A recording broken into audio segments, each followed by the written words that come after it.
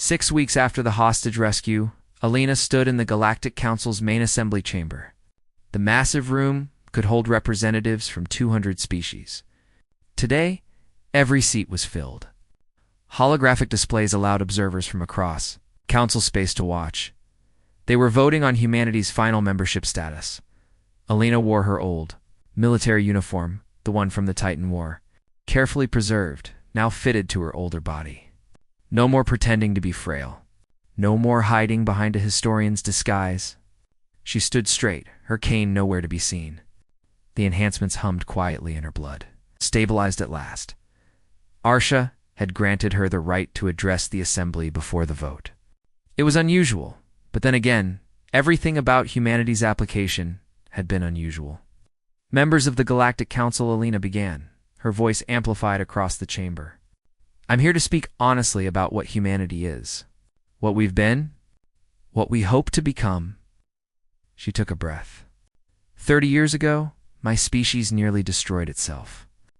We fought a war so brutal that it should have ended us. We used weapons that scarred our world. We killed millions of our own people. In desperation, we created soldiers like me, enhanced humans designed to end the war by any means necessary. Murmurs ran through the crowd. Some species were hearing these details for the first time. We succeeded, Alina continued. The ghosts, that's what they called us, we won the war. We forced peace on a species that seemed determined to die, and then humanity made a choice. We could have kept our weapons, could have used our new military power to dominate, could have become conquerors. She paused, letting that sink in. Instead, we buried everything. We dismantled Project Ascension. We sealed all records. We faked the deaths of every ghost. We did this because we were ashamed, horrified by what we'd become. We wanted to move forward to be better than our worst moments. And you lied to us, a voice called out. One of the council members who opposed humanity's membership. You came here under false pretenses, yes, Alina admitted. We did, but not to deceive you for advantage. We lied because we were afraid. Afraid you'd see us only as weapons. As monsters, we wanted you to see us as we are now, a species trying to be peaceful. Trying to be worthy of joining your community. She looked around the chamber, meeting eyes or eye stalks, or optical sensors with as many representatives as she could. Every species in this council has darkness in their past, Alina said. I've studied your histories. I know about the Kryn expansion wars, the Velthari merchant purges, the Ketharim conquest. All of you have done terrible things. The difference is we chose to confront our darkness. We chose to change. Pretty words, another voice said. But how do we know you won't revert? How do we know there aren't more ghosts hidden away, waiting to emerge? Alina smiled. You don't. Just like I don't know if the Kryn will restart their expansion, or if the Velthari will abuse their economic power, or if any species here will decide conquest is easier than cooperation. That's the nature of trust. It's a choice you make, not a guarantee you receive. She stepped forward, closer to the central platform where the council leadership sat. I'm not going to stand here and promise humanity will never again produce soldiers.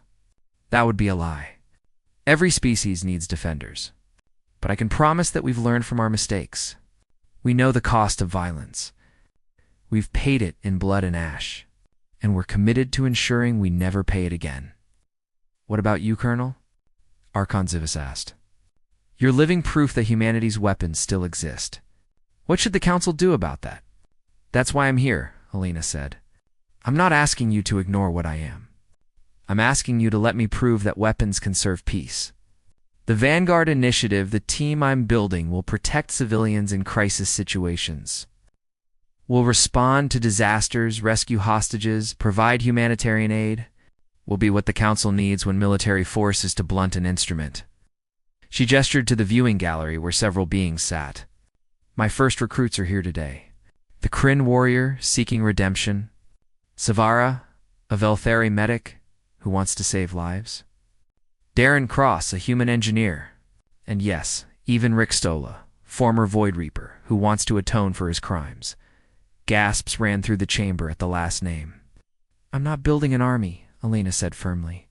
I'm building something better. A team that fights for protection, not conquest. For rescue, not revenge.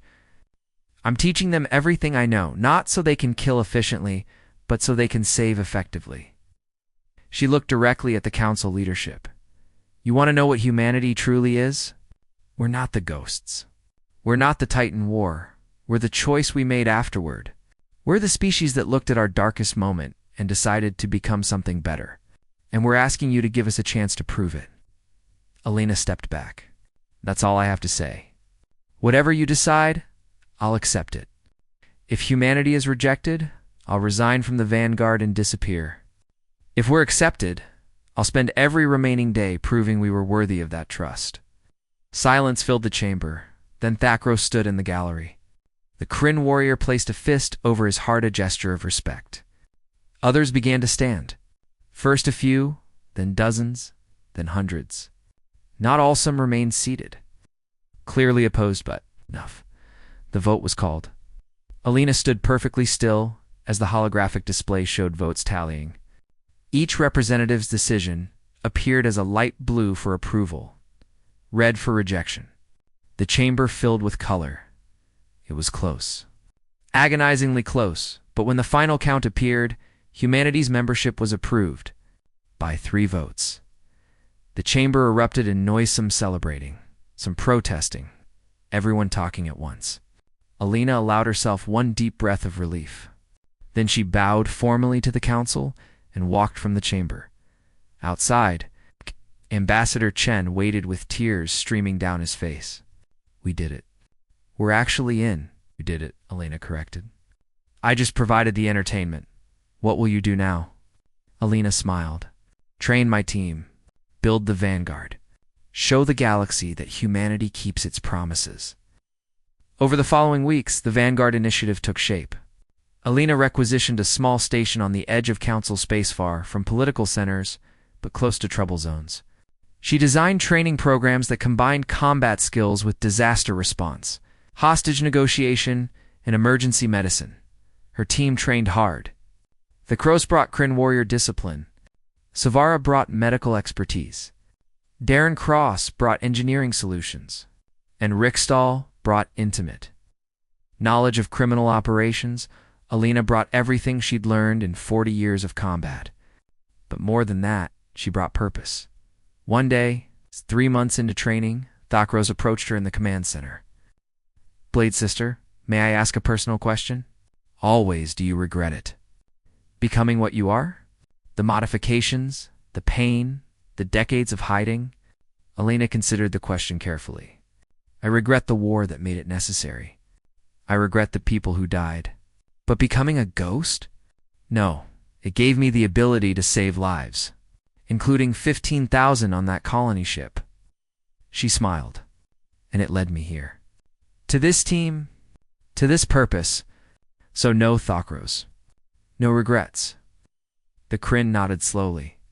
You honor your pain by using it to prevent others from suffering. That is the way of the Blade Sister.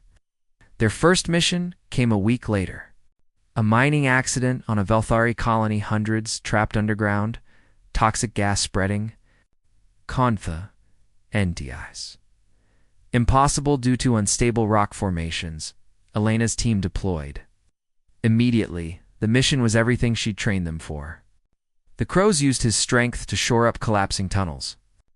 Savara coordinated medical treatment for the injured. Darren engineered air filters from available materials. Rickstall navigated the unstable passages using skills from his criminal past, and Alina coordinated everything. Her enhanced mind processing a dozen variables simultaneously, making split-second decisions that kept everyone alive. They saved 237 miners. Lost none. News of the success spread quickly. Requests for Vanguard assistance began arriving from across Council space. Not military missions, humanitarian ones. Disasters, accidents, crises where traditional forces couldn't operate effectively. Alina's team responded to all of them. 6 months after the Vanguard's founding, Alina was working late in her office when a message arrived on her private terminal. The sender ID was scrambled, but the encryption was familiar.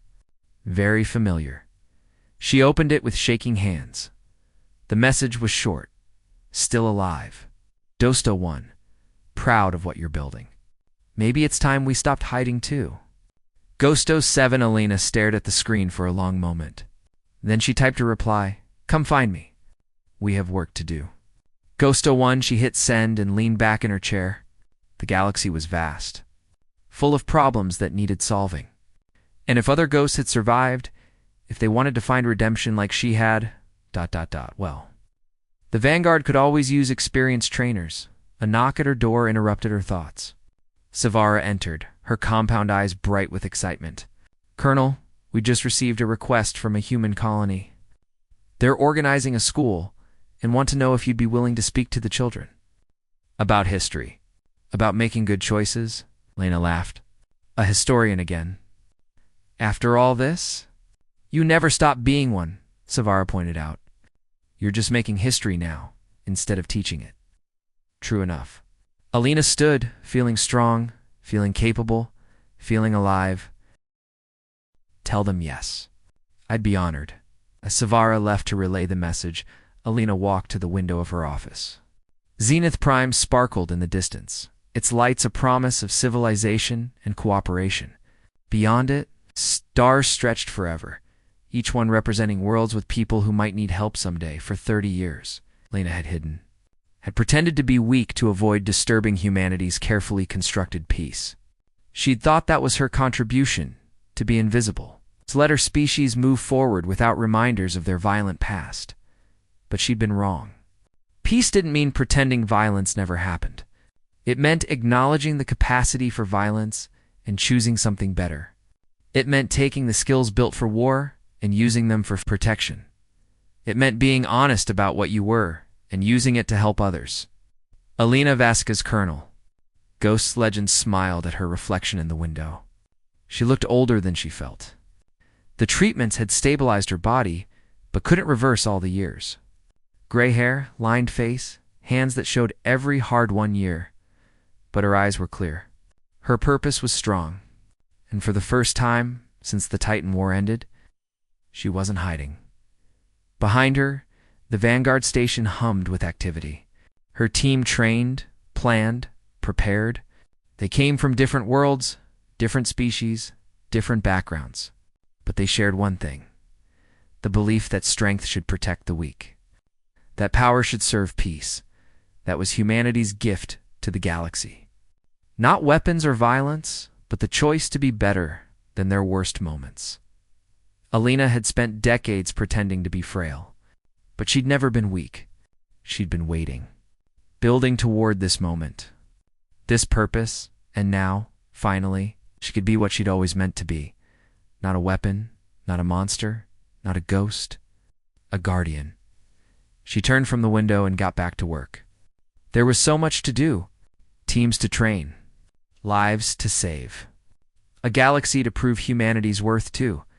And somewhere out there, other ghosts were watching, waiting, deciding if they too could step out of the shadows. Alina hoped they would. The galaxy needed more guardians. Alina woke to soft light and the smell of strange chemicals. Medical equipment hummed around her. For a moment, she thought she was back on Earth after a mission during the Titan War. Then memory returned the station. The hostage's Karlax. She tried to sit up and immediately regretted it. Pain shot through her entire body. Easy, Colonel, a gentle voice, speaking perfect English. Alina turned her head carefully and saw a Velthari medical officer. The insectoid alien's compound eyes watched her with concern. You've been unconscious for 2 days. Your body is ... remarkable. By all calculations, you should be dead. Disappointing everyone as usual, Alina muttered. Her voice was hoarse. The hostages, all safe. Thanks to you. Every single one survived. Alina closed her eyes in relief. Good. That's good. Colonel Vasquez, I need to be honest with you. Your enhancements are failing. The damage is extensive. Without intervention, you have perhaps a week, maybe 2. I know, Alina said. I've known for years. Honestly surprised I made it this long. The doctor made a clicking sound that might have been distress. There may be options. With your permission, I'd like to try an experimental treatment. It combines council medical technology with analysis of your unique biology. There's a chance I'll live longer to face a war crimes tribunal?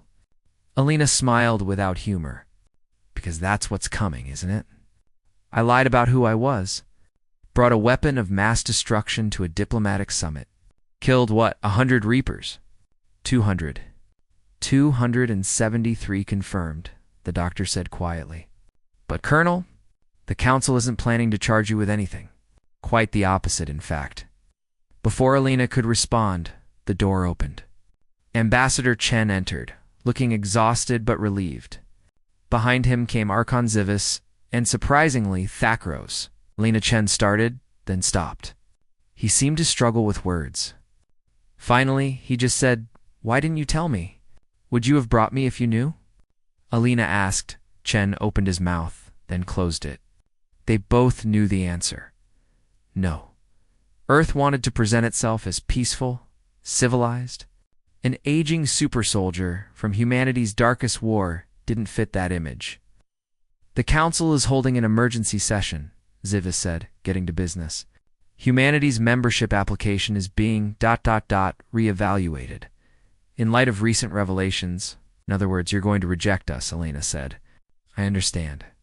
I've given you every reason to fear what humans might become. Actually, Zivis said, the situation is more complicated. May I show you something? The Archon activated a holographic display. It showed news feeds from across council space. Every major network was covering the story of the hostage rescue. But more than that, they were showing humanity's history. The Titan War was now public knowledge. Images of Earth burning, cities destroyed, millions dead. Then the footage showed the ghost Selena and her team fighting to end the war.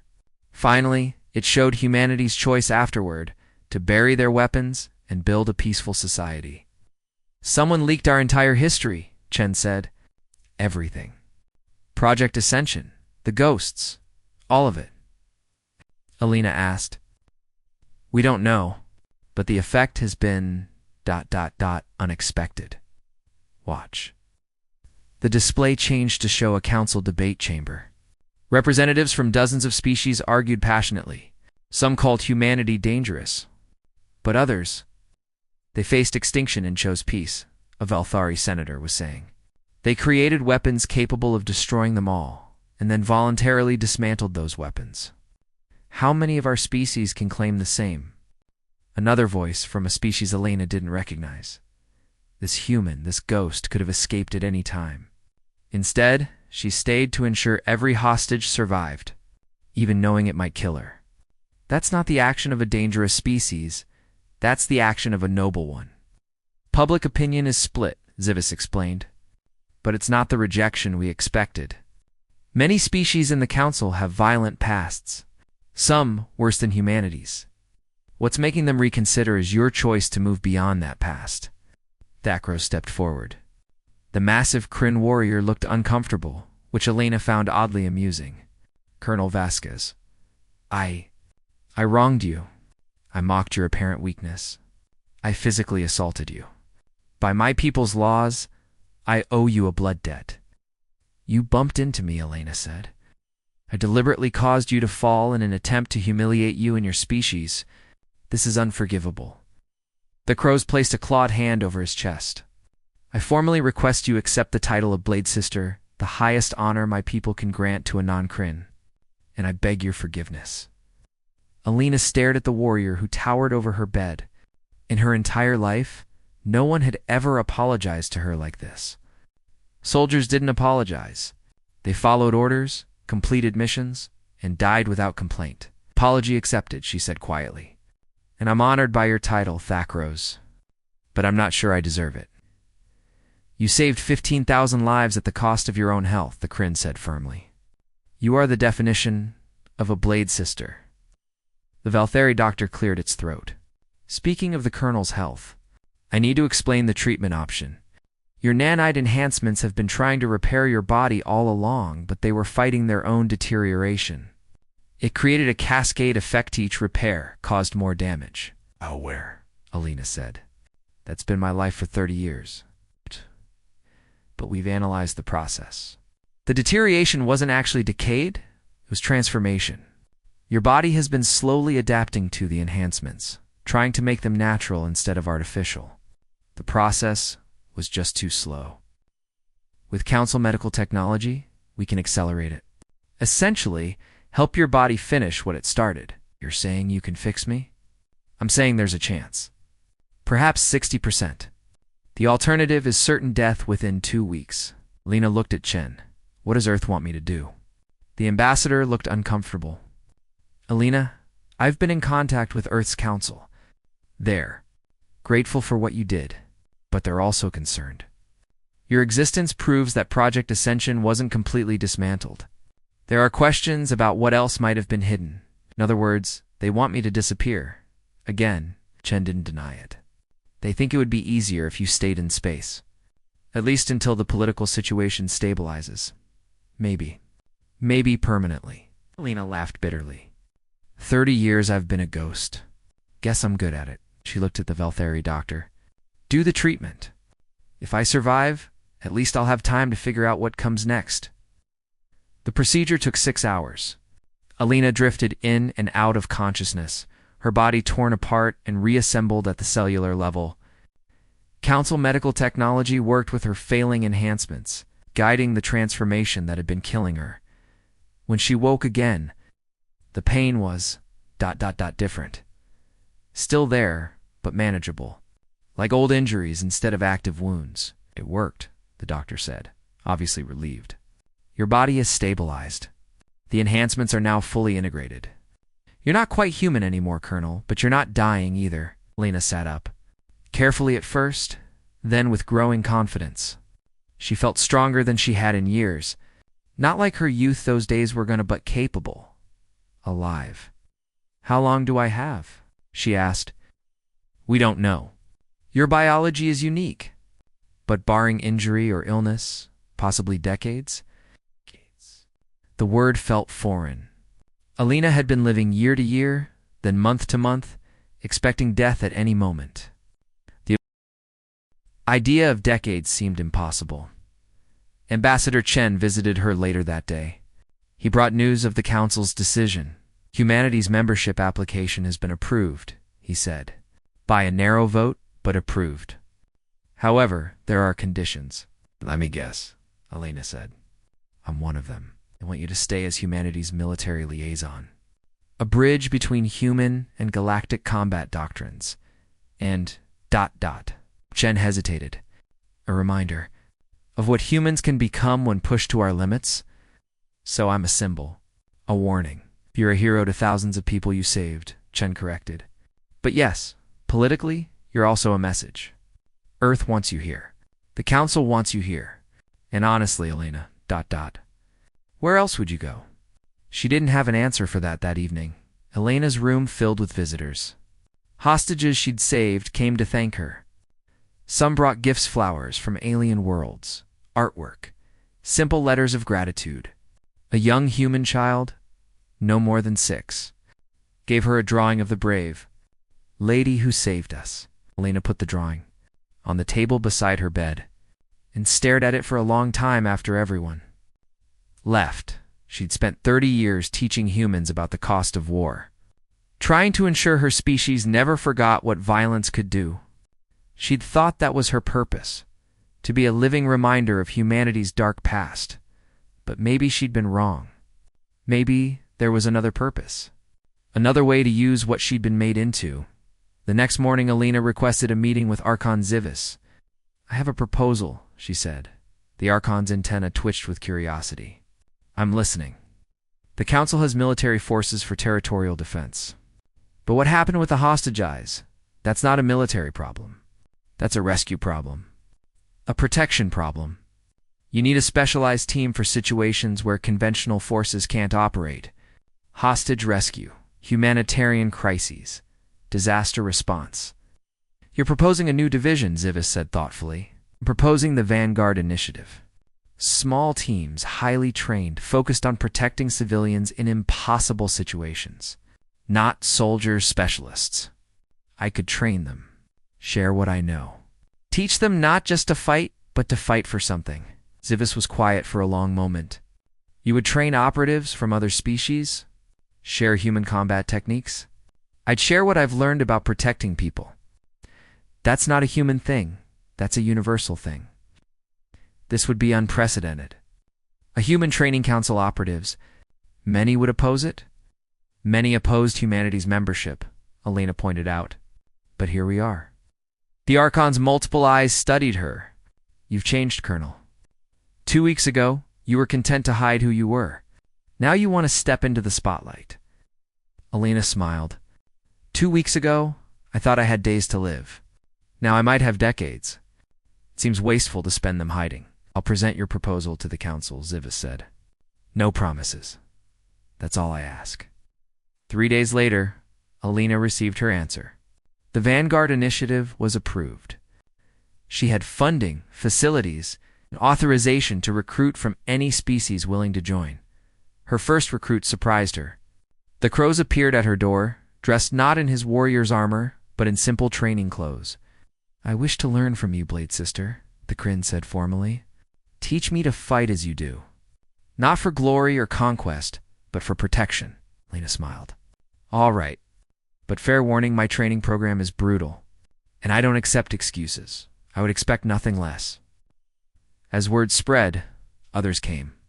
A young Valthari engineer who had helped save Elena's life, a former low-level Reaper who wanted redemption, a human security officer who'd served on the colony ship. Slowly, a team formed, and in the quiet moments, when Elena was alone, she would look at the stars and think about the other ghosts. Her team from the Titan War, all supposedly dead, but she'd thought she was dead too. Once, maybe, just maybe, some of them had also survived, were also hiding, also wondering if their sacrifice had meant anything.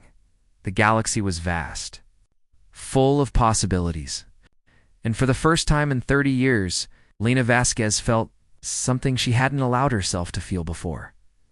Hope the asteroid field looked like a graveyard of dead worlds. Broken rocks drifted in the void, each one potentially hiding antimatter mines or Reaper weapons. At the center, converted from an old mining station, sat the Reaper stronghold. Inside that fortress, 15,000 hostages waited to die. Elena's stealth ship moved through the field like a ghost fitting, she thought. Her scanners picked up mine locations, defense platforms, patrol routes. She recorded everything, noting patterns and weaknesses. Old habits from 100 missions came flooding back.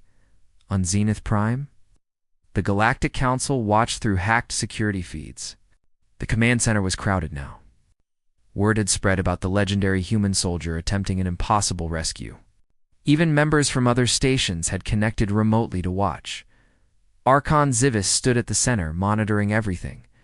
Beside the Archon, Ambassador Chen looked sick with worry. Duck Rose, the Kryn warrior, watched the screens with an expression that might have been shame. She's approaching the outer defenses, a tactical officer reported. Elena's ship drifted toward a docking port. Engines cold, running on minimal power. To scanners, it looked like just another piece of debris. She wore a black combat suit, now the same one she'd worn 30 years ago, carefully preserved. It still fit, though her body was different now, older, more fragile. But when she activated her enhancements, her body remembered what it was built for. Elena docked manually, bypassing security systems with codes that shouldn't have worked, but Reaper technology was stolen from a dozen sources. And she recognized most of it. The airlock opened silently. She slipped inside. The station's interior was industrial metal corridors, exposed pipes, emergency lighting. Elena moved through shadows, her enhanced hearing picking up conversations rooms away. Her neural implants mapped the station's layout. Combining what she saw with data stolen from Council intelligence, the hostages were being held in the old mining bay, massive open space near the station's center. Between her and them, 300 Reapers, automated defenses, the command structure that would respond instantly to any alarm. Elena smiled. She'd faced worse odds before. She moved through the station like smoke. 2 guards stood at an intersection. Elena dropped from an overhead pipe, her blade taking both before either could cry out. She dragged the bodies into a maintenance closet and kept moving. A patrol of 5 Reapers walked past her hiding spot. Elena counted their steps, predicted their route, and found a parallel corridor. She stayed ahead of them, always out of sight. At the command center on Zenith Prime, the tactical officer was sweating. How is she doing this? Our best infiltration teams couldn't move through that station undetected. She's a ghost, Ziva said quietly. This is what they were designed for. Elena reached a security hub. Inside, 3 Reapers monitored camera feeds. She studied their positions through the door's window. 1 shot, 1 blade strike, 1 silent takedown. The whole sequence played out in her mind before she moved. 3 seconds later, she was inside the security hub alone. The Reapers lay dead at her feet. Elena accessed the main computer, her neural implants, interfacing directly with the system. Data flooded into her mind station layout confirmed, hostage location verified, and something else. Oh no, she whispered. The hostage situation was worse than reported. The colony ship's crew wasn't just being held for ransom. The Reapers were recruiting. They'd separated anyone with military or combat experience. Those people were being offered a choice: join the Reapers or watch their families die. And there was something else in the files. A name she recognized. War Chief Karlex. Elena's blood went cold. Karlex was Ketharima warrior species that had refused to accept the Council's peace accords 30 years ago. They'd been wiped out in the resulting war. At least everyone thought they'd been wiped out, but Karlex had survived. And now he led the Void Reapers. A message appeared on the screen Elena was looking at. Hello, Ghost. I've been waiting for you. The security hub's doors locked. Gas hissed from vents in the ceiling. Elena reacted instantly, holding her breath and running for the door. Her enhanced strength tore through the lock, and she burst into the corridor. Alarms screamed throughout the station, while Elena muttered, "There goes the stealth approach." She ran toward the mining bay. Reapers poured from side corridors. Elena's rifle spat plasma fire, each shot perfectly aimed. Her neural implants calculated trajectories faster than conscious thought. Enemies fell, but more kept coming. Her body was screaming now. The enhancements were burning through her energy reserves. She could feel systems starting to fail, but she couldn't stop. 15,000 lives depended on her. Elena reached the mining bay. The massive doors were sealed. On the other side, she could hear voices frightened civilians wondering what the alarms meant. She placed charges on the door's hinges and stepped back. The explosion shook the station. The doors fell inward with a thunderous crash. Elena stepped through the smoke. The mining bay was huge. It's big enough to hold the entire colony ship's worth of people. Hostages looked at her in confusion and hope, but between Elena and them stood a wall of Reapers. And at the center, towering over everyone, was War Chief Karlex. The Ketharim stood 9 feet tall, his body covered in ceremonial armor and battle scars. Unlike the cyborg Reapers around him, Karlex was pure flesh and bone. He believed augmentation was weakness. In his hands, he held a plasma blade the size of Elena's entire body.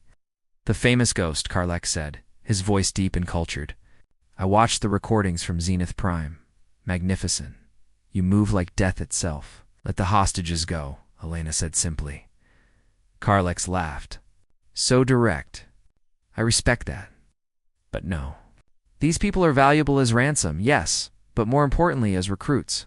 Some have already joined us," he gestured. And Elena saw several colony ship crew members standing with the Reapers, weapons in hand. They looked ashamed, but determined. "You're forcing them to fight," Elena said. "I'm giving them purpose." Karlex stepped forward. "Just like someone once gave you purpose. I know what you are, Ghost. I've studied humanity's Titan War. You are a weapon created for peace. How beautifully ironic. Your own people modified you into a monster, used you to win their war, and then discarded you like a broken tool." Elena said nothing. Every word was true. "Join us," Karlex said. not as a servant, but as a leader. Teach my Reapers your tactics. Show them what a true warrior can do. Together, we'll carve an empire from council space. They fear strength, but we embrace it. The offer hung in the air. Alina could feel the hostages watching her. The council representatives on Zenith Prime watched too, holding their breath.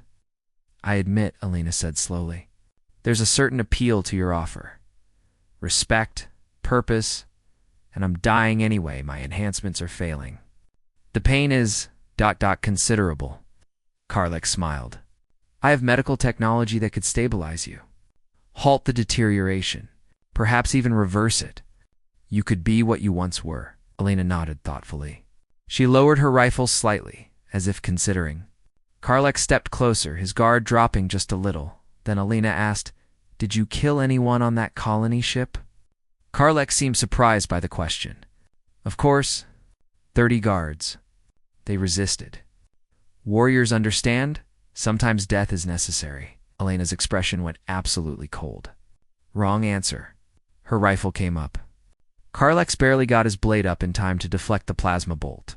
Then Alina was moving, and every person watching finally understood what a ghost really was. She didn't fight like a soldier. She fought like a legend. Alina moved through Karlek's warriors like water finding gaps in stone. Her blade found throats. Her rifle found hearts. Her body, enhanced beyond human limits, performed maneuvers that should have been impossible. She spun, struck, fired, and moved a dance of death that left bodies falling in her wake. Karlek roared and charged, his massive blade sweeping toward her. Alina ducked under it, rolled, and came up behind him. Her blade scored a line across his armor. The war chief spun, faster than something his size should move, and nearly caught her. They fought through the mining bay. Reapers tried to intervene, but Alina's rifle barked between sword strikes, keeping them back. Karlek was strong, fast, and skilled, a warrior who had conquered a dozen worlds. But Alina was a ghost. She had been fighting since before he was born. She saw the pattern in his attacks, predicted his movements, and when he overextended on a downward strike, Alina stepped inside his guard and drove her monomolecular blade up through a gap in his armor. Karlek stumbled back, blood flowing. He looked down at the wound in disbelief. Impossible, ... Nothing's impossible, Alina said quietly. You just have to be willing to pay the price. The war chief fell. The remaining Reapers stared in shock. Their leader, the legendary Karlek, had fallen to one old human woman. Some dropped their weapons. Others ran. Alina didn't chase them. She turned to the hostages. Everyone, move to the docking bay.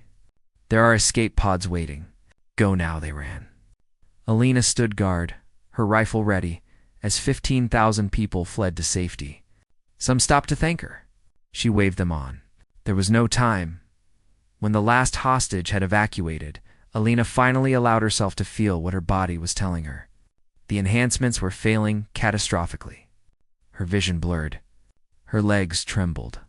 Blood trickled from her nose, internal damage from pushing too hard. She made it to a wall and leaned against it. Her rifle clattered from nerveless fingers. Well, she whispered to the empty mining bay, that's that. Her vision was going dark when she heard boots running toward her. Council security forces, finally able to approach now that the hostages were clear. They'd been waiting outside the minefield, ready to extract survivors. We've got her, someone shouted. Medical team. Now. Alina smiled. 15,000 people were safe. That was enough. She let the darkness take her. On Zenith Prime, the command center erupted in cheers. Ambassador Chen slumped in his chair, tears streaming down his face. Even Archon Zivis allowed a moment of satisfaction. But Thakros stood silent, staring at the screen showing Elena's unconscious body being carried to a medical ship. The Kryn warrior who had mocked her knocked her down, dismissed her as weak. He had never been more wrong about anything in his life. Blade sister, he whispered, using the highest term of respect his culture had. Forgive me. The battle for Zenith Prime lasted 2 hours. When it ended, the Void Reapers retreated, leaving behind damaged sections and nearly 300 dead. The Council's security forces claimed victory.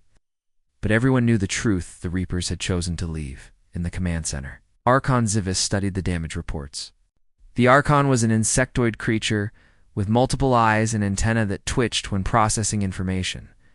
As commander of Council intelligence, nothing happened on Zenith Prime without the Archon knowing about it. But something was wrong with these reports. Sector 7 Zivis said to an aide, "Show me the recordings again." The holographic display showed a corridor. Timestamp: 20 minutes into the attack. A squad of Reapers moved through, weapons ready. They were heading toward the diplomatic quarters where the humans had been staying. Then the recording jumped. When it resumed, all 12 Reapers were dead. Bodies lay in perfect patterns, each killed by a single strike. No wasted movement. Professional, efficient. "What happened during the gap?"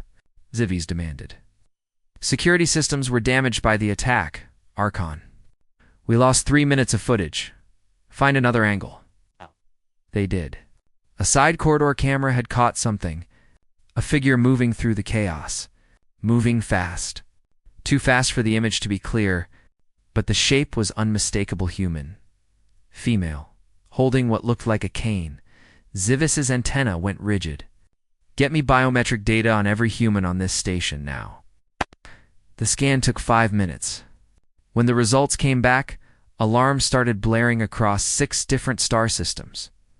The Archon's multiple eyes widened in what might have been fear. "Possible," Zivis whispered. The aide looked confused. "Archon, what is it?"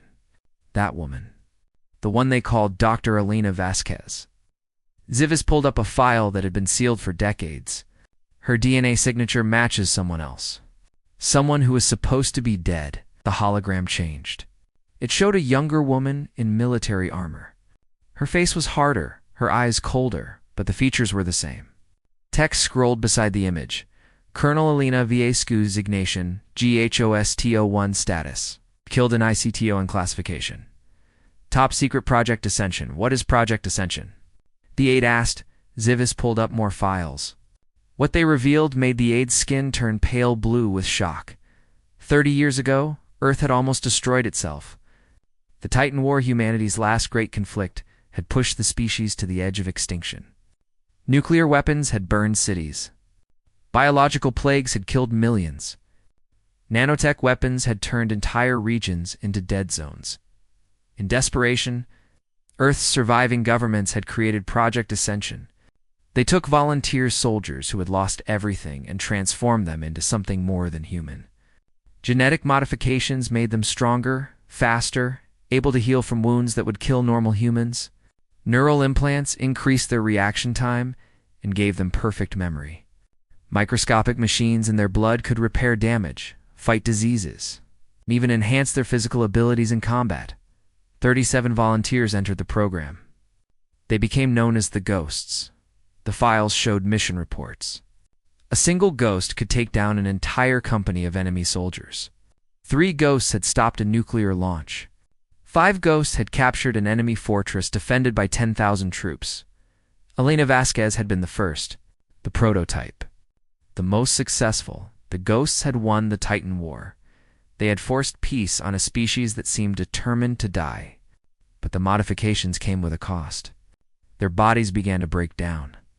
The enhancements that made them superhuman also aged them rapidly, caused constant pain, and would eventually kill them.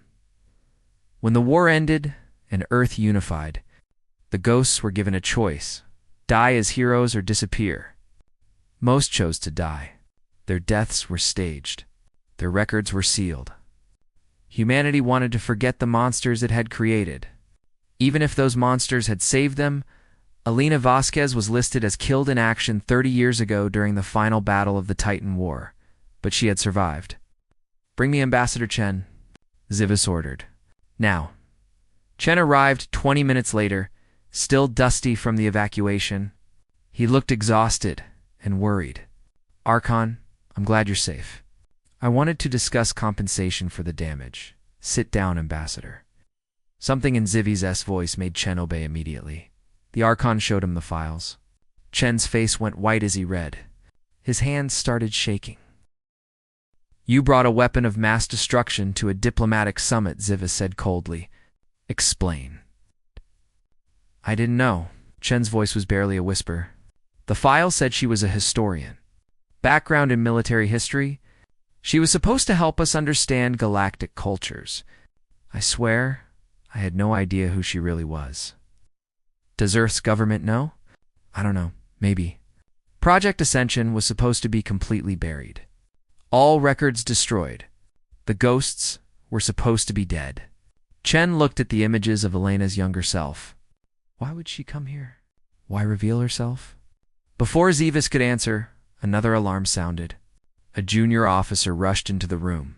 Archon. We're receiving a distress call. The colony ship Blessed Journey has been captured by Void Reapers. They're demanding ransom. How many hostages? 15,000 civilians, Archon. Multiple species. They're threatening to kill 100 every hour until we pay. Zivis pulled up the tactical data. The colony ship had been taken to an asteroid field, the same base the Reapers had launched their attack from. The entire field was rigged with antimatter mines. Any military approach would trigger the mines and destroy everything. Estimated time for a rescue operation? Zivis asked. The tactical officer looked grim. For days to assemble a force that could penetrate those defenses? The hostages will be dead in 15 hours. The room fell silent. Everyone knew what that meant. 15,000 people were going to die. I want to speak with Elena Vasquez, a voice said from the doorway. Everyone turned. Elena stood there, still looking like a frail old woman. But now they could all see past the disguise. The way she stood, perfectly balanced despite the cane. The cold calculation in her eyes as she assessed everyone in the room. The absolute confidence of someone who had seen worse and survived. Dr. Vasquez, Chen started, but she cut him off. Colonel Vasquez, she corrected quietly. It seems my secret's out. Zivis studied her carefully. You killed 47 Reapers during the attack. By yourself. While protecting evacuation routes, the security footage is ... remarkable. Muscle memory, Elena said simply. Hard to forget 30 years of training. She moved closer to the holographic display showing the captured colony ship. You can't reach them in time with conventional forces. No, we cannot, but I can. The room erupted in protests. Chen stood up. Elena, you can't be serious. You're dying? Elena smiled without humor. I've been dying for 30 years, Ambassador. The enhancements are breaking down. Every day is pain. I came on this mission because I thought maybe I could do something good before the end. Help my species join the galaxy peacefully. She looked at the hostage data. 15,000 people. 9 different species. Children among them. Your body can't handle combat anymore, Zivis said. The medical scans I'm seeing suggest you're held together by willpower and outdated technology. Probably true. Lena met the Archon's eyes. But I don't need to survive.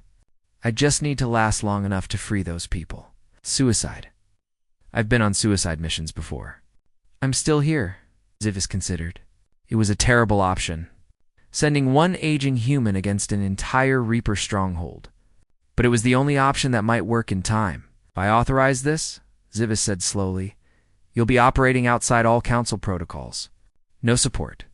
No extraction. If you die, we'll deny any knowledge of the mission. Elena nodded. Standard Ghost Protocol. I'm familiar, and if you succeed? Then maybe humanity's membership vote goes a little better. Elena smiled. And 15,000 people go home to their families. Chen looked like he wanted to argue more, but he knew that expression.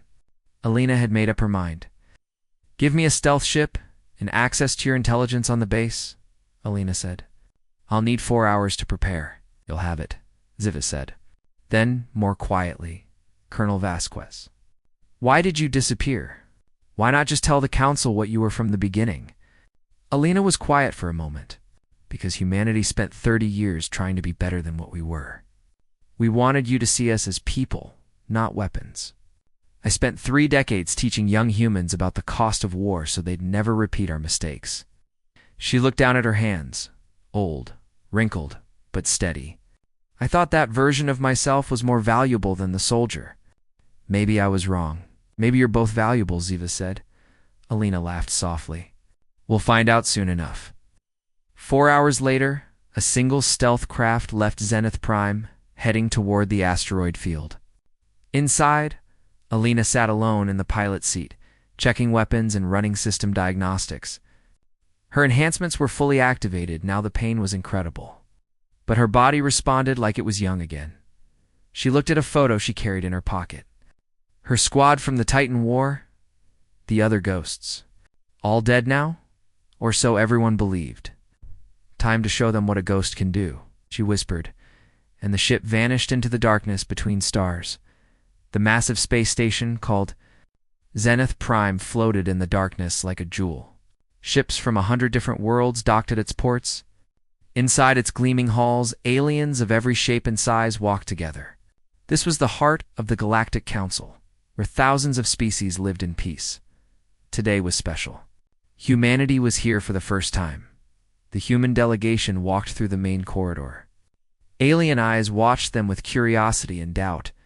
At the front walked Ambassador Chen, a tall man in formal clothes. Behind him came scientists, military officers, and advisors. And at the back, moving slowly with a wooden cane, came Dr. Alina Vasquez. Alina looked like someone's grandmother. Her hair was white and tied back. Deep lines marked her face. She wore simple gray clothes that hung loose on her thin frame. Every few steps, she paused to catch her breath. A young assistant stayed close to help her. Is that really a human diplomat? A massive Kryn warrior whispered to his companion. The Kryn stood 8 feet tall, covered in thick scales and battle scars. She looks like she might break if I breathe too hard. His companion, a merchant from the Velthari species, clicked his mandibles in what might have been laughter. Humans are weak creatures. I heard they come from a low-gravity world. This one probably should have stayed home, Lena heard them. She always heard everything. But she just smiled politely and kept walking, her cane tapping against the metal floor. The reception hall was enormous. Hundreds of aliens gathered there, representing the Council's most powerful species. Floating platforms held food and drinks from dozens of worlds. Holographic displays showed humanity's home system, Earth rotating slowly in blue and green dot. Ambassador Chen gave his speech. He talked about peace, cooperation, and humanity's desire to join the galactic community. The aliens listened with polite boredom. They had heard such speeches 1,000 times before. Alina found a chair in the corner and sat down gratefully. Her assistant brought her water. Several alien diplomats approached Chen with questions. None came to talk to the old woman in the corner, except one. Thakros, the Kryn commander who had mocked her earlier, walked toward Alina. He moved with the confidence of a warrior who had never lost a fight. His clawed feet made heavy sounds on the floor. "Old human," he said, his voice like grinding stones. "Why did your people send someone so broken to such an important meeting?" Alina looked up at him.